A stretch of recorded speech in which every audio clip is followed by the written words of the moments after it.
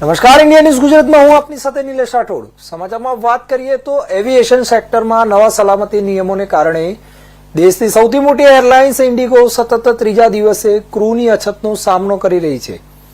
આનાથી ઇન્ડિગોના સંચાલન પર પણ ગંભીર અસર પડી છે. સમાચાર એજન્સી પીટીઆઈના અનુસાર ગુરુવારે એકલા મુંબઈ, દિલ્હી અને બેંગલુરુ એરપોર્ટ પર 550થી વધુ ઇન્ડિગોની ફ્લાઇટ રદ કરવામાં આવી હતી.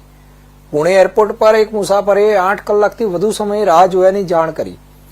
એરપોર્ટના બંને માળ મુસાફરોથી ભરેલા હતા. 3 મુસાફર બેભાન પણ થઈ ગયા. આ ફ્લાઇટ રદ કરવા અંગે એરલાઇન તરફથી કોઈ મેસેજ નથી. આજે દિલ્હી એરપોર્ટ પર ઇન્ડિગોની કુલ 95 ફ્લાઇટ રદ કરવામાં આવી હતી, જેમાં 48 પ્રસ્થાન અને 47 આવનારી સ્થાનિક અને આંતરરાષ્ટ્રીય ફ્લાઇટનો સમાવેશ થાય છે.